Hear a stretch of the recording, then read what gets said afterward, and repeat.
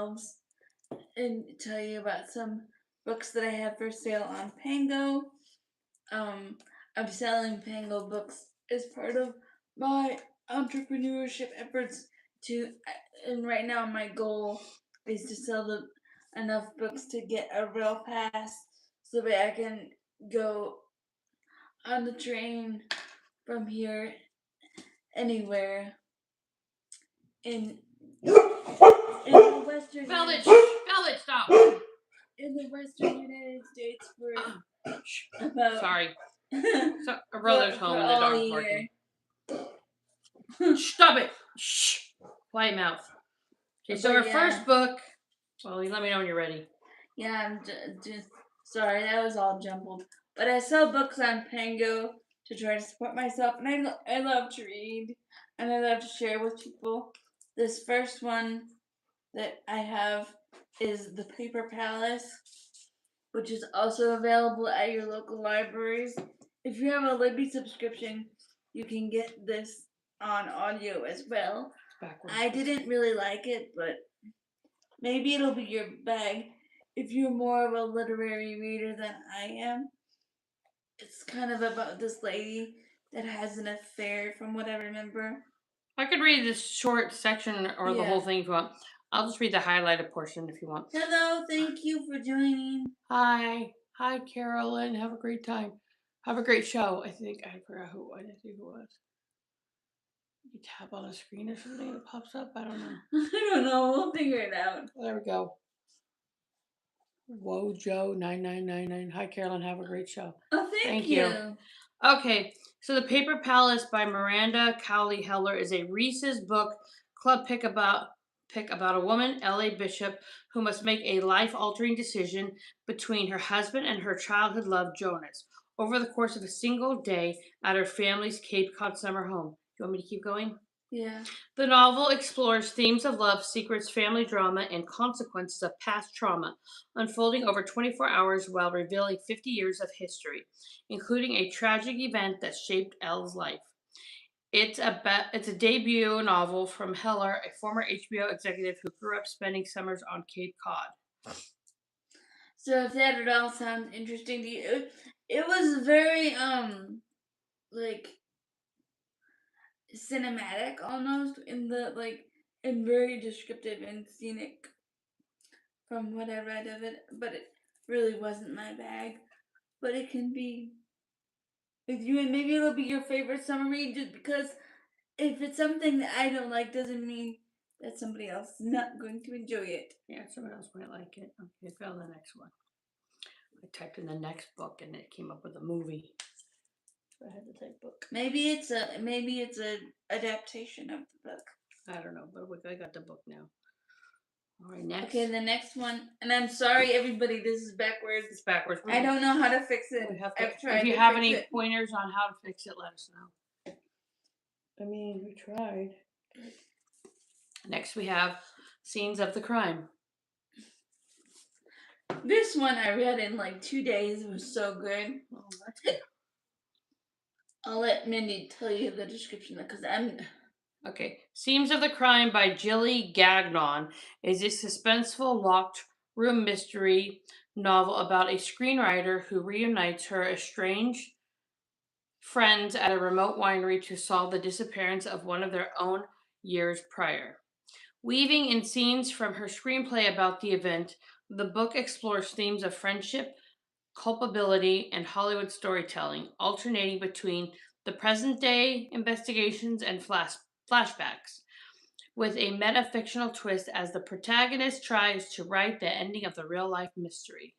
This was really good. I got sucked in, and I think because it was about a winery, like I kept picturing things around here in California, because it's set in, I think, Cape Cod, but then the modern, like the present day part of the thing takes place in California, I think. I read this a couple months ago, so I'm not entirely sure, but I hope this woman writes another book because I really liked it. Do you know if it's available as like a film and let me go back. A movie? Scenes of the Crime from 2001. I don't know. I don't know if the movie. This is the movie. I don't know if it's. Oh shoot! It has guys in it. I don't know if it's. That's what it looks like. I wonder if So I don't think so. It's. I don't think so. I don't know. Let's see. because it wasn't a crime. No, this one's a young man about to get married earns extra cash by driving a local mobster. No, that's a different. But things go awry. My bad. I don't know that word. When the mobster is killed by a rival crime boss. Okay, that's not it. Not it. But I wish that they would make this into like a Lifetime movie or maybe a Netflix special. That would be really good because this book was really good. I liked it. This next one is one of my favorites also. I can't even hack Scythe. Scythe. Scythe. Sounds like you have a lisp. I'm just kidding. Scythe. Scythe. It's how you pronounce the word I know. Scythe. Scythe. I know, it just looks funny. Alright. Which incidentally is that thing on the front. Scythe. The black Scythe.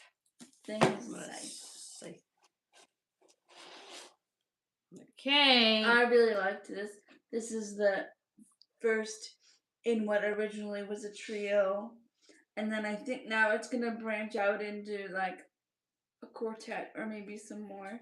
I'm excited to get more from this world, though, if they do keep going. Okay, Scythe is the first book in Neil Shusterman's arc of Shusterman's arc of a Scythe dystopian series set in a future where humanity has conquered death, disease, and war, and a benevolent AI manages the world. To control population, professional killers called Scythes. No, they had the S at the end. Scythe. Anyways, we're gonna laugh at this when we watch it. Are tasked with gleaning, which means killing people, and the story follows two teens, Citra and Rowan, whatever, I don't care if I said it wrong, who are chosen as apprentices, forced to learn the art of killing, and pitted against each other as only one can become a full Scythe, with the loser facing gleaning by the winner. The novel explores dark themes of mortality, power, and corruption within the Scythedome. Within the what? Scythedome. The Scythe Dome. Scythedome? The Scythe D-O-M. Scythedome. Scythedome. That's what he said. Scythedome. Okay, blending sci-fi action and philosophical questions about life and death. Whew, that was a tongue twister. This was really good, and I really liked it. And I can't wait for them to come up with more. Neil Shusterman. I don't like it. I definitely. If you have a list, don't try to. Would recommend reading this again. I've got to look up the next one. So, this next one is. Well, let me put about a high school character. Pink. Oh, it's pink. Whoa, shrimp. It's pink. Sorry, guys. Who's in high school, and she's obsessed with Agatha Christie. This is The Night in Question. Oh, I would probably buy this book just because it's hot pink. We did buy it together. Did we? I don't even remember. I can't keep track. One of our many Barnes and Noble adventures. Mm-hmm. She loves Barnes and Noble. I could live without it. I always go there and I want to read, but I don't. I don't know. Is that by Susan Fletcher? No, that's not the right one. Okay. It's right here. Here we go. Okay, got it. The Night in Question is a sequel to The Agathas, a young adult mystery novel by Kathleen Glasgow and Liz Lawson, following amateur detectives Alice and Iris as they investigate a new assault at a school dance, which connects to an unsolved murder from the 1940s at the same location. Levy Castle, published in May 2024, the book continues the duo's adventures in Castle Cove, blending classic Agatha Christie style whodunit, my bad. Some of these words I've never seen before. Whodunit. Okay, anyways. Elements with contemporary teen drama and character growth. I will not mispronounce that word anymore. Yeah, so that's that But book. yeah, it's very fun and fast paced, and I liked it. And I'm sure if you're like, I'm not the biggest Agatha Christie fan as far as reading the books, but I'm sure there's lots of Easter eggs and hidden details that I didn't pick up on, but I still really enjoyed the story and following the story. And they're both available on Libby right now, I think, on the audiobook. But if you want your copy of the regular one, you can always go to my Pango, which is listed in the description, which is how I provide myself with a little bit of income. And right now, what's the goal for the thing? The deal? No, what am I saving for? Oh, you're saving to get a train pass so we can go travel the country or travel. Where can you take the anywhere? You can take the train anywhere in the United States. Oh. I would like to go to Arizona and in the upper more up north in California because there's a lot of that area that I haven't seen yet. I think it'd be fun. So I'm trying to save up my money. So that's what I'm using my money towards. So if any of y'all would like to support me, that's what all this is from. And plus I like to read and I'm just kind of a nerd that likes to share my shelves with you guys. And I have a large collection that I need to downsize a little bit so I can get some more new stuff. So says everyone in my life. Mm-hmm. But yeah, that's that one. Zora. All right, that's a nice book. It feels so nice. Mm-hmm. Next up, we have Nighthawk by Clive Cussler. Now this I've not read. There's Clive. Somebody just gave me this, and I thought I'd try it out. Somebody's gonna have to find what this book is about because I don't. I just found it. It's right here. Really know. Nighthawk is a 2017 thriller novel by Clive Cussler and Graham Brown, the 14th in the Numa Files series, featuring protagonists, got that word right, Kurt Austin and Joe Zavala. The plot centers on a race to find a top secret advanced aircraft that has gone missing after a 3-year mission in orbit, carrying a dangerous payload of exotic matter that could cause a global catastrophe if it thaws. The Numa team must find the aircraft before it falls into the wrong hands, competing with Russian and Chinese forces also seeking the technology. So if you're into like Hail Mary or The Martian, this might be another author to check out with some space exploration stuff.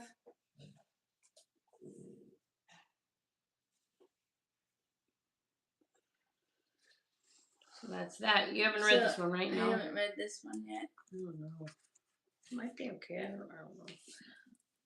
If you like space and exploration,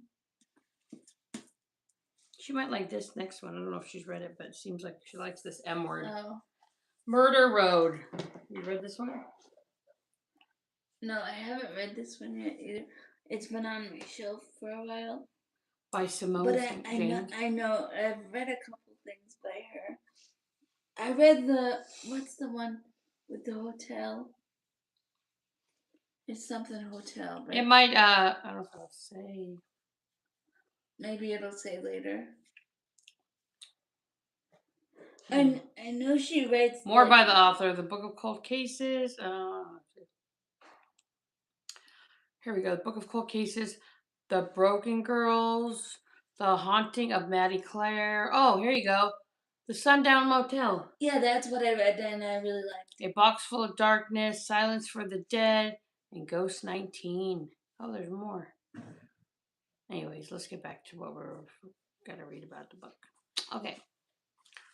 So, Murder Road by Simone St. James is a supernatural thriller about newlyweds, April and Eddie, whose 1995 honeymoon takes a dark turn when they pick up a hitchhiker on a deserted road, becoming suspects in a series of unsolved murders linked to the haunted Atticus line.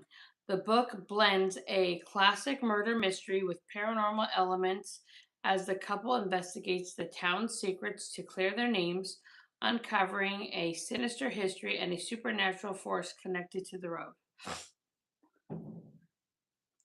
And that's what that's about. Yeah, if you want to read a ghost mystery, she's really good at writing ghosts. And she doesn't generally take her creepy stuff very far. It's not overly, if you're not into like creepy, scary.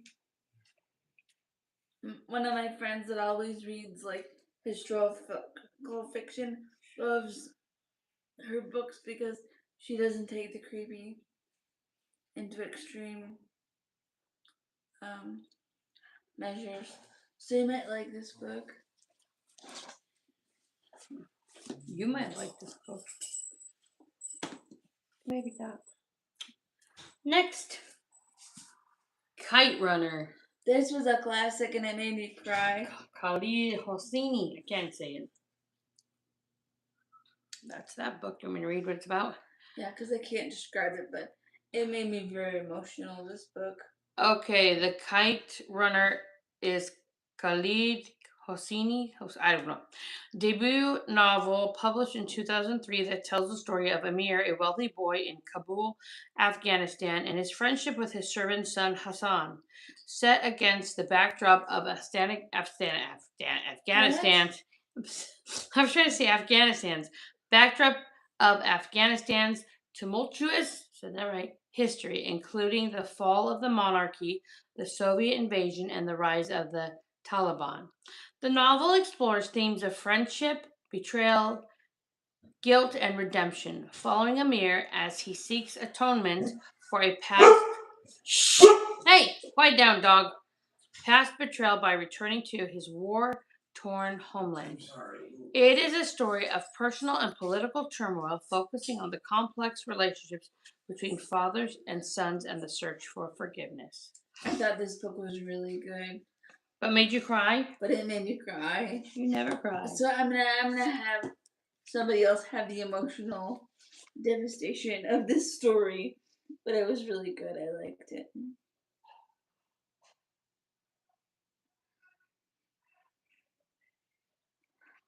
And there's a deal going on my Pango right now that if you spend $20, then you can tell me how much you'd like to pay for all of my books. Yeah, so if you spend 20, you can bargain with her and say, "Hey, I only want to spend 15 or whatever it may be." And then she can accept it or deny it. Or deny it. It's a pretty good deal on the website right now, I think.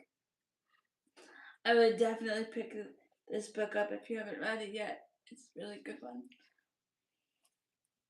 Okay. Next, we have this little book called Bleachers. Did you read this little book? I don't think I have read Bleachers. I've read lots of John Grisham, but I don't think I've read particularly this one. It's another one from 2003. Bleachers is a 2003 sports novel by John Grisham about former high school football star Neely Crenshaw, who returns to his hometown of Messina for the funeral of his legendary but controversial coach Eddie Rake, forcing him and his old teammates to confront their complicated past and the true meaning of their glory days. The book explores themes of mentorship, forgiveness, and intense cultural of small town football as the men gather in the bleachers to reflect on their shared history with Coach Rake.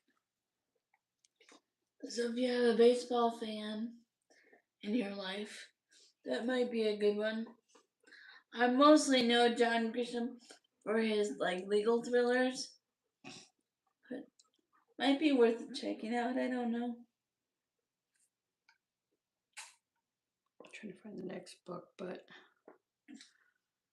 excuse me, guys. I had to take a drink. I'm thirsty. Well, let's see. Google Books.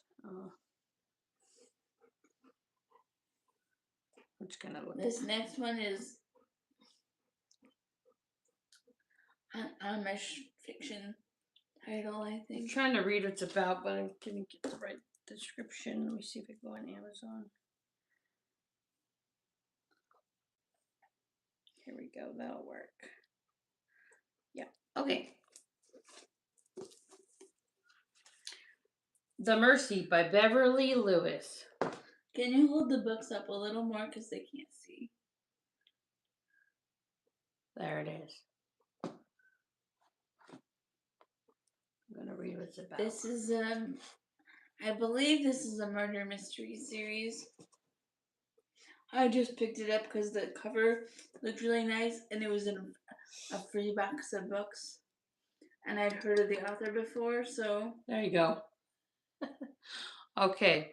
Romance, mystery, and family drama intertwined deep in the heart of Lancaster County's Amish country. Rose Kaufman pines for prodigal, how do you say that? Prodigal? Okay. Rose Kaufman pines for prodigal Nick Franco, the bishop's foster son who left the Amish under a cloud of suspicion after his foster brother's death. His rebellion led to the silencing of their beloved bishop. But is Nick really the rebel he appears to be? Rose's lingering feelings for her wayward friend refuse to fade, but she is frustrated that Nick won't return and make things right with the people. Nick avowed his love for Rose, but will he ever be willing to sacrifice modern life for her? Meanwhile, Rose's older sister Hen is living in her parents' dowdy house. That means her estranged English husband, injured and helpless after a car accident, has reluctantly come to live with her and their young daughter during his recovery. Can their marriage recover as well? Is there any possible middle ground between a woman reclaiming her old-fashioned Amish lifestyle and thoroughly modern man? Weird. I don't know. We have to see if the romance survives. And if you're interested in this book, it's available on my Pango right now.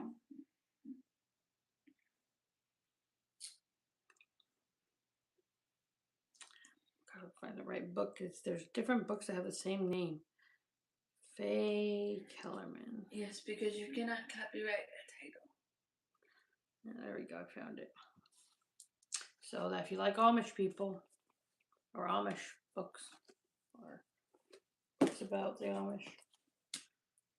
Next, this little book, Sanctuary by Faye Kellerman. It's going to be right here. Faye Kellerman often writes like older sci-fi, so we'll see. All right. Sanctuary is the 7th novel in Faye Kellerman's Peter Decker and Rena Lazarus mystery series. Published in 1994, where a diamond dealer's family disappears, leading detective Peter Decker. Hey, we're watching That's that. like our TV Our show, yeah, R.J. watching. Decker. And his wife Rena into a global investigation involving murder, intrigue, and a dangerous connection to their own lives in Los Angeles. The story takes them from Los Angeles to New York and Israel, exploring the world of diamond dealing and Jewish communities. Yeah. I really randomly picked up a book by Faye Kellerman and I really enjoyed it. It wasn't this particular mystery series, but I think she was a really good writer. Was or is, I'm not really sure, but I liked it and I think that it'd be worth a read if you're interested. There's that. I'd be probably more likely to read it if I could find the first book in the series. I'm sure we can find it. You can find it on Amazon. You can find anything on Amazon. But if you're interested, it's available in my Pango shop. And usually stuff like that I only put for a couple dollars. What's the next one? Her Fearful Symmetry. Oh, and look at the cover. The cover's like cool. There we go.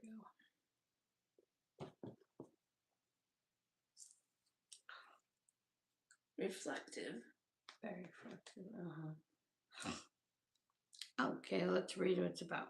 This one I haven't read either. Her Fearful Symmetry is a 2009 novel by Audrey Neffinger, author of The Time Traveler's Wife, that blends contemporary fiction with a gothic ghost story set in London's Highgate Cemetery. It follows identical twins Julia and Valentina Poole, who inherit their strange aunt's apartment overlooking the cemetery, only to discover the aunt's ghost may still be present, entangled with the building's other residents. Time Traveler's Wife, so I'd probably like this if I could find it at the library or something, because I like to read things in tandem with the audiobook. Oh yeah. You're pulling the screen down. Oh. Sorry guys, I was trying to stretch my leg. Okay, so only to discover the aunt's ghost may still be present, entangled with the building's other residents, including a man with severe OCD and the aunt's former lover. The story explores themes of love, loss, identity, and the connection between the living and the dead, with a title inspired by William Blake's poem The Tiger. Well, that's that one. I really like the cover on that one. That's my buddy. Hello, whoever just joined us. Hello, state your name. I'm just kidding. And by Jennifer. Is it Weiner or Weiner? Weiner. Weiner. Okay, it's not a Weiner. Okay. So that's that book, guys. Very nice cover. I wonder what it looks like underneath. It's just black. It's just black. It looks gray on the thing, but it's black. Nice. Okay.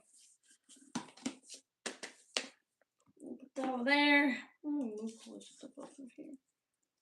What's the next one? Good in Bed by Jennifer Weiner.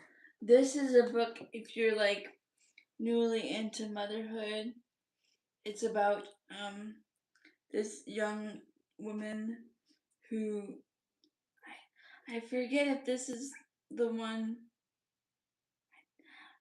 Don't know which one this is. You want me to read it? Yeah, because I've read a couple of hers, and it's basically women's fiction. Okay, Good in Bed is Jennifer Weiner's debut novel, a witty and heartfelt story about Canny Shapiro, a plus-size pop culture reporter whose life is upended when her ex-boyfriend writes an article about her. Upended. Huh? Upended? Upended. Oh, what did I say? Upended? Yeah. What did I say? Upended? Upended. Upended. Upended. Oh, they should have a little thing. Upended when her ex-boyfriend writes an article about her, leading her on a journey of self-discovery, love, and acceptance. The book, published in 2001, launched Weiner's career as a #1 New York Times best-selling author and was adapted into a film for HBO Max starring Mindy Kaling. I really liked the book, but I've never seen the adaptation. Maybe we should look that up tonight because it's a really good book. The show? Yeah. Oh. Yeah. Mindy, what's her name? Is that the Indian girl? No, that's not her. I don't know who Mindy something is. I was just finding the next book. So I'm on top of things. But In Her Shoes, you've seen that movie, right? I had that movie. Oh, I had it. Yeah, with Cameron Diaz. She wrote the In Her Shoes book. Oh, I love that too. I never watched the movie. Really good. I've never read the book, but I liked the movie. Yeah, that was a good movie. Mm-hmm. Cameron Diaz and well, that one lady. She's a good actress. I forgot her name, but yeah. And she runs away. Yep. So if you're familiar with that movie, you might like this book. Not that they're the same thing, but she wrote both things, so there might be aspects of both that you like. All right. So that's that one. Good in Bed. Okay. Next. This is Janet Ivanovich. I love Janet Ivanovich for like a good time because they're just silly books. And that's her on the back. I thought it was Reba McEntire for a second. They're very silly. And it's about this woman who's a bounty hunter, and she works for her cousin? And she works with her friend Tallulah, and they're just hilarious. They're like popcorn fiction. They're a good palate cleanser. What's popcorn fiction? Like something you don't have to concentrate on. That's really just a fun time. It's easy to follow along. Yeah, it's a good Want me to read it? Yes. Sizzling 16 is a 16th novel in Janet Ivanovich's Stephanie Plum series, featuring the Trenton NJ bounty hunter trying to save her boss Vinny, who has been kidnapped by a mobster over a large gambling debt.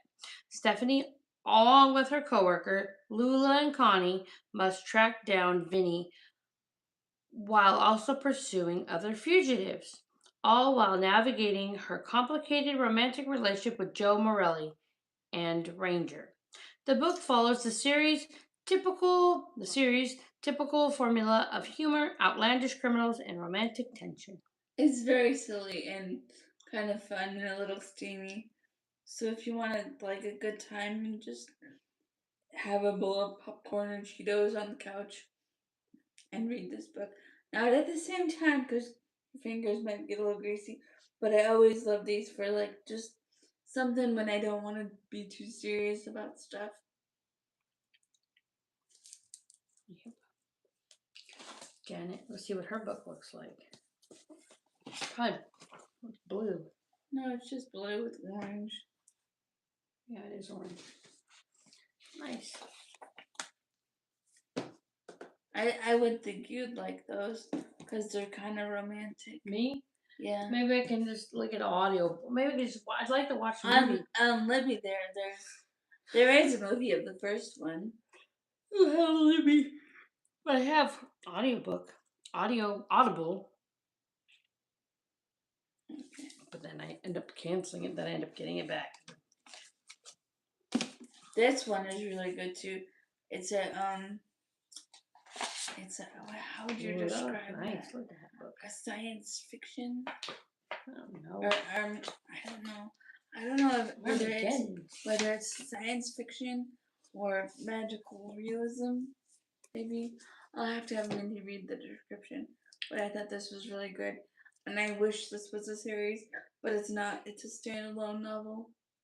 It is. Mhm. Oh, because I thought I saw like something that said a second one. No, there's not a second one. Maybe there's a second one now, but when I read it the first time, there wasn't a second one. Okay. Ink Blood Sister Scribe by Emma Torres. I don't know if I said that right. Is dark academia fantasy novel. Torzs. Yeah, Torres. I don't know. I believe. We'll say Torres then. Is a dark academia fantasy novel about two estranged half-sisters, Joanna and Esther, who must reunite to protect their family's library of magical, dangerous books after their father's death. The sisters, raised to guard these powerful tombs, are forced to confront a shadowy organization and unravel centuries-old secrets that threaten their lives and legacy, blending elements of thriller, mystery, and family drama. That must be the lady who writes the book. I thought this was good. I wonder if there is a second one now. Well, I'm gonna say it says book 2. Okay. No, it says as of early 2026, there is no announced sequel. Ink Blood Sister Scribe by Emma Torres. It's a standalone adult fantasy. Okay, you're right. It's just standalone. Yes. But if you're ever wanting to jump into adult fantasy and you've never been here before, this is an excellent place to start. Especially if you're used to like contemporaries or romances, I would highly recommend.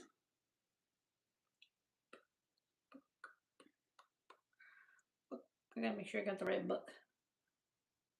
By Amy. Yep, okay, got it.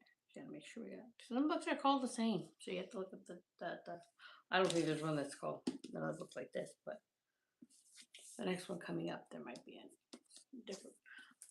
a different book, so you gotta make sure you got the right author.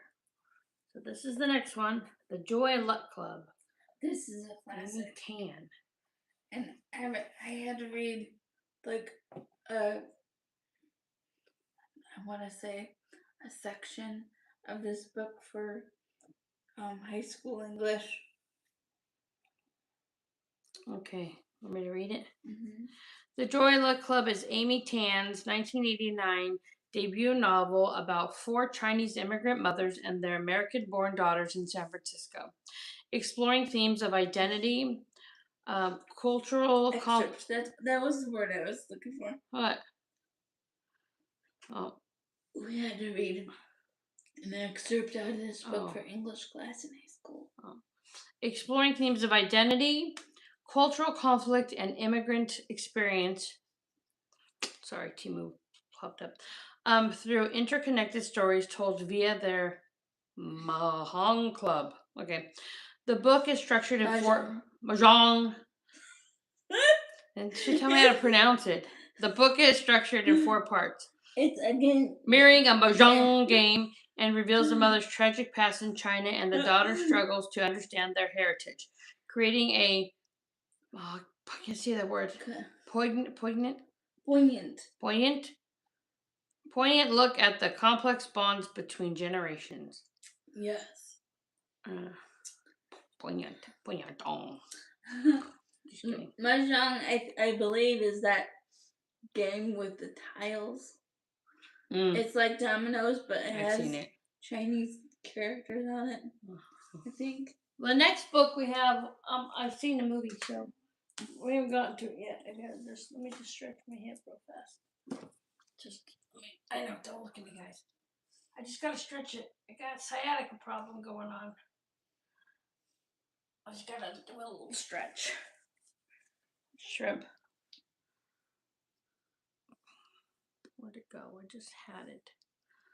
There we go. Okay. Alright, so that's that by Amy Tan. Joyla Club. All available on Carolyn's Pango. Next we have Wild. And this book is also referenced in the last year of the Gilmore Girls series, because she reads this book and she goes on the backpacking adventure. I saw this movie with Reese Witherspoon. Mm-hmm. Yeah. But if anybody's a fan of the Gilmore Girls right now, the old Gilmore Girls, people still watch it even though it's old, huh? When they had the new season that came out on Netflix, it was just a year. She read this book and went backpacking. Oh, they had And I believe I have 2 copies of this book. This is the movie tie-in copy that I have. And I just picked it up because I thought it looked interesting. But I have seen the movie with Reese Witherspoon. Mm-hmm. I like Reese Witherspoon. Mm-hmm. All right, let me read it. Mm-hmm. Wild. From Lost to Found on Pacific Crest Trail is Cheryl Stray. I can't say her last name. Strayed. Whatever. Strayhand. No, Strayed. Strayeds. Stride. Whatever. Cheryl S. 2012 memoir about her impulsive 1,100-mile solo hike on the Pacific Crest Trail in 1995, undertaken to cope with the death of her mother and the collapse of her marriage.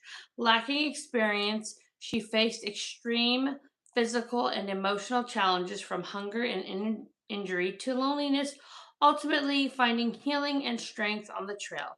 The book became a #1 New York Times seller and Oprah's book club selection, and was adapted to a major motion picture starring Reese Witherspoon.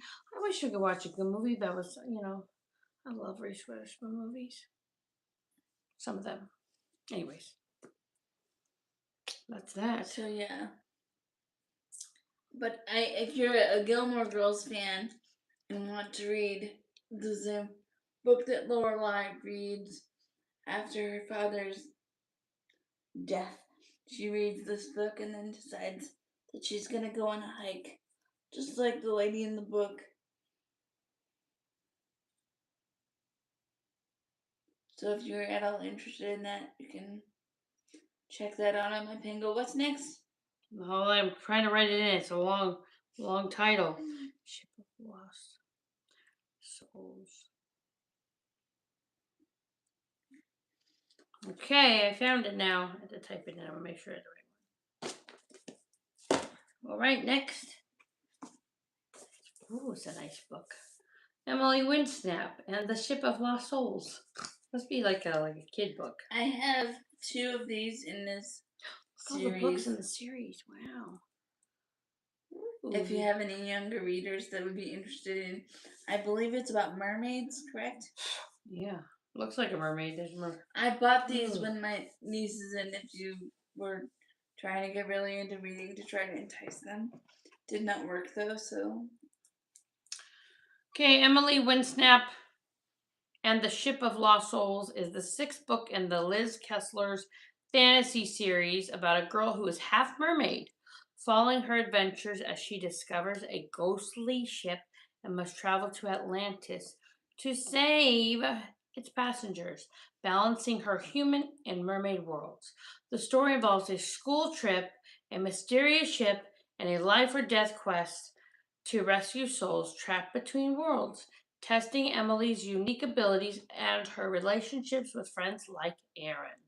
I would say if you have a upper elementary or younger middle school student, this might be perfect for them, or anybody that's into mermaids. This would be a great book. It says it's for ages 8 to 12, so that might be something you might be interested in on my Pango. It's a nice book. It feels nice. It's cute. I would probably get it just for the color, and there's a mermaid on the front. There's little pictures inside. A few little pictures. I'm trying to see. And all of my books come from a smoke-free home, and I keep them really nicely on my shelf. If they are, I have a little bit of wear and tear on them. It's because they're used books, and I get them from places. So you're right. You did have 2 of these. Sorry, I'm cutting in. This one is a nice one too. That's a nicer. See, I have 2 of the same. You do have 2 of this one. Yeah. I don't know where I put the other one. It's wasted. What the heck? It's right there underneath the book we just did. Underneath the mermaid book. Oh, there it is. Okay. I guess it's about the same. I guess. Yeah. So I have 2 copies if anybody's interested in this wild story. Okay, they're good. Okay. I found it. All right. This one I really liked. It's The Appeal by Janice Hallett. And it's written in emails and text messages. Oh yeah, that's weird. And you have to read them and figure out what's going on through the text messages. It's really good. It's a really good story. That's weird. And you have to really think about it to. You got to be smart to read this book. Figure it out at the end. Or you got to have a attention span. Really good attention. Shrimp, stand up, book. Maybe that'll help. No thanks. This was her debut novel, I believe. Stay, don't fall. Really, really good. I liked it. We read it? Yep. Appeal by Janice Hallett is a modern epistolary, which just means it's told in letters or notes or something. A modern epistolary murder mystery told through emails, texts, and other documents, where readers must solve a murder that occurs during a local amateur theater group's production of All My Sons and a charity appeal for a sick child. The novel challenges readers to piece together clues from the correspondence of a large cast of characters to uncover the truth behind a wrongful conviction. With the killer hiding in plain sight. Sorry, I don't know. I was going to try to scare you to maybe help your hiccups, and then I said, sight. With the community's secrets in life. Do you want me to scare you? Boom. Just kidding. I'm sorry, guys. I got the hiccups all of a sudden. I keep trying to get it to go away. But this book was really good, and I didn't figure out the end until they told me it was the end. You didn't know it was the end? I didn't see the twist coming, even though I was trying to figure it out.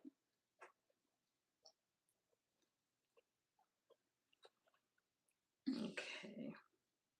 All right, so that's that one. Next, we have The Editor by Stephen Rowley. That's how you say it? Rowley? I keep trying to hiccup. My scare. That's what they say helps. Okay. Sorry. The Editor by Stephen Rowley is a historical fiction novel about a struggling writer, James Small, whatever, who gets his big break when his autobiographical novel is acquired by Jacqueline Kennedy Onassis at Doubleday in the 1990s. The story follows their unexpected friendship as Jackie pushes James to write an authentic ending to his book, forcing him to confront his difficult relationship with his mother and a long-held family secret, leading to personal growth and reconciliation. It's there's that word again. Poignant. Poignant? Not poignant? And humorous story about family secrets and the writing process set against the backdrop of 1990s New York City. Some words I just never read. Poignant? Poignant. Poignant. Okay, good. Poignant. What a poignant. Okay. So have you read this book? No, I didn't. But I got it because I like books about the 90s. Because that reminds me of when I was younger and a kid. And happier. And I'm always fascinated by New York. You've been to New York? No, but I've always been like fascinated by New York and wanting to go there. Oh, this is a movie. I gotta find the book. Not this, but different one. The next one. Well, for the money, for the show. Okay, so that's that one. Yes. Editor. And if you remember earlier in the stream, I said that this Janet Ivanovich series has a movie, and it does. I like her, this girl. What's her name? She's the one from Grey's Anatomy. No, I've seen her. She used to be Izzy on Grey's Anatomy. She used to be something else before that. She used to be in a movie when she was a little girl, and her dad was that big, chunky guy with the white hair. I forgot what the movie was called. What's her name? Oh, I don't know. Maybe when we look it up, we can see. Yeah. What is her name? Hey Siri, who's the main character in the movie One for the Money?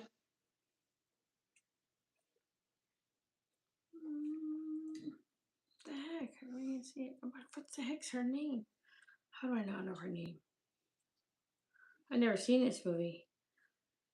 Like, Katherine Heigl. How did I forget that?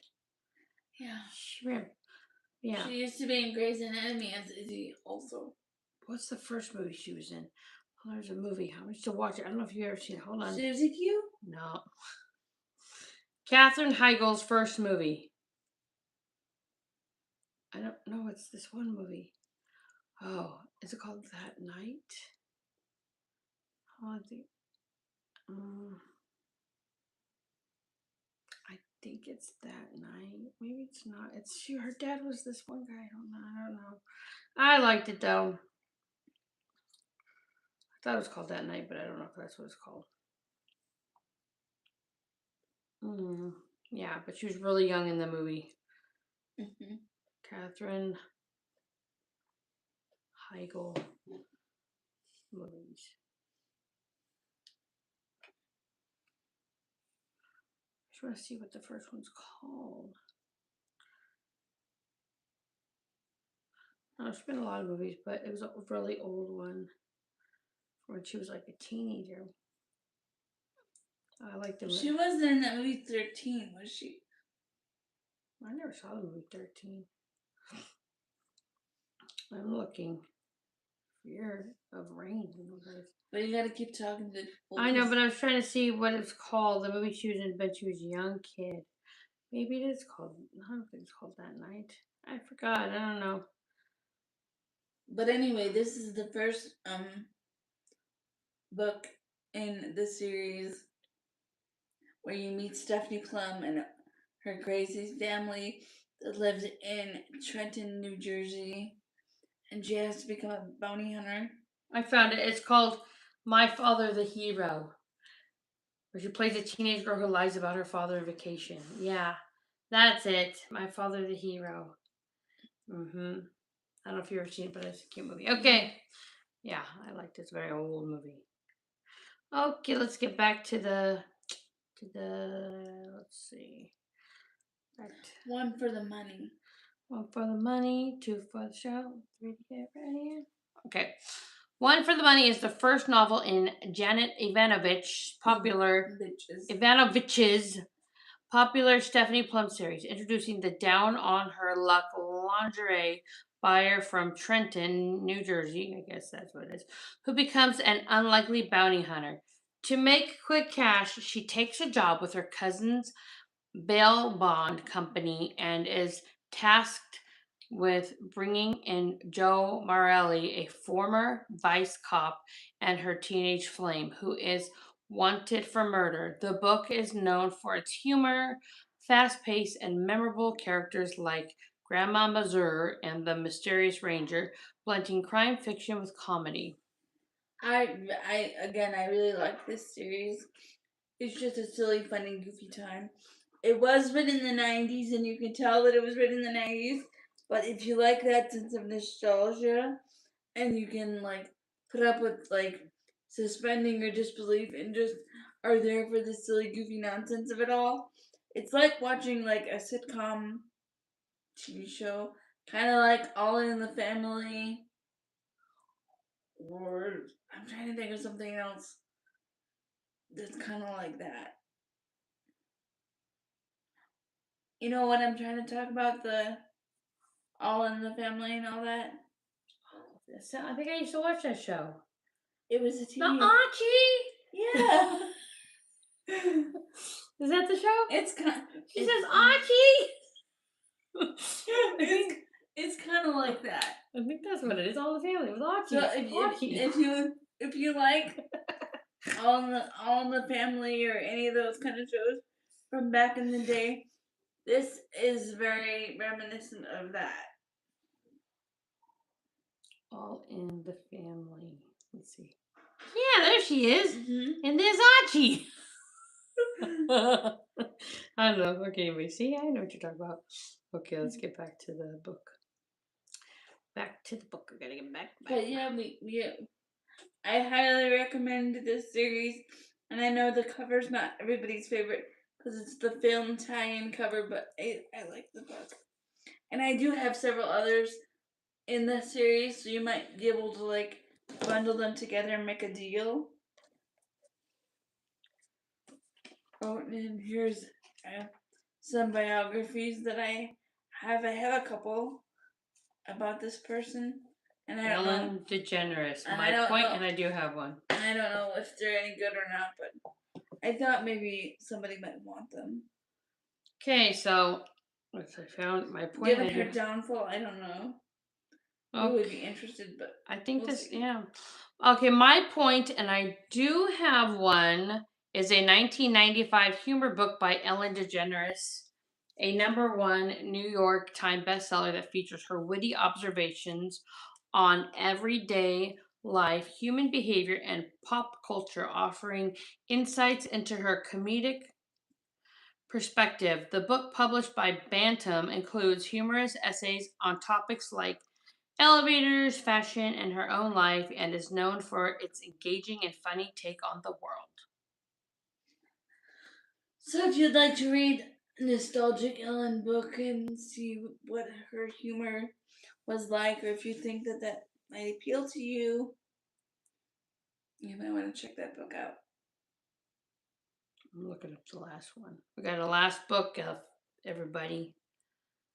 Last book. And it is called, well done, everyone Ellen. She's on Carolyn's Pango. The Mermaid Chair. That looks nice. This is a literary fiction, I believe. Might be a historical fiction. I don't know what literary, historical. I don't know what any of those mean. Historical, like history. What is this? What is literary? Literary usually is very literal. Okay. No, very like serious and kind of academic fiction. All right. Well, I'll read you the summary or the whatever you call it. The Mermaid Chair is a 2005 novel by Sue Monk Kidd, following Jessie Sullivan, a woman in a conventional marriage who returns to her South Carolina island home and finds herself drawn to a monk, Brother Thomas, forcing her to confront her desires. Just says go to bed. Her mother's past and her own self-discovery. She just read her watch. She didn't. Yeah, it says charge before going to bed. Sorry. Wasn't telling you all to go to bed. The story explores themes of spirituality, desire, marriage, and the sacred feminine. Centered around a mysterious mermaid carved chair in a monastery. That's not right. Monastery. Where monks live. That legend says belonged to a mermaid saint. It became a #1 New York Times bestseller and was adapted into a TV movie. Now, this book, I tried to read both this book and The Secret Life of Bees, and neither one worked for me. Oh, I saw. But if you like literary fiction, this might be right up your street. It just was not up mine. But that's why it's on my Pango. And usually things on my Pango are priced pretty reasonably. And you can bundle things together. Like, so for example, if you wanted those 3 books that Mindy is holding in her hand. I was holding in my hand. Well, I was just going to show people pretend. An example. So if you want these 3 and let's say they add up to $17, or $20, then you can tell me I want to pay $15, and I can either say yes or no. Is there like an amount you have to, like it has to be over, or can somebody say I want to pay you $2? It has to be, to qualify for the deal, you have to have a minimum of $20 in your cart at time of checkout, and then it'll say that you can. So they can say I'm going to give you 50 cents, and you could say yes or no. Yeah. Oh, okay. So it can go that low. I mean, that's a little extreme. But that's extreme. Yeah, that's extreme. Yeah. But if anybody's interested in any of these, I always do bundles, and am more than happy if you want more than one thing. I like to bundle things together, and you don't have to buy one book at one time. So I hope you guys enjoyed this look at my shelf, and I always enjoy spending time with you. And remember, you are enough. Like and subscribe.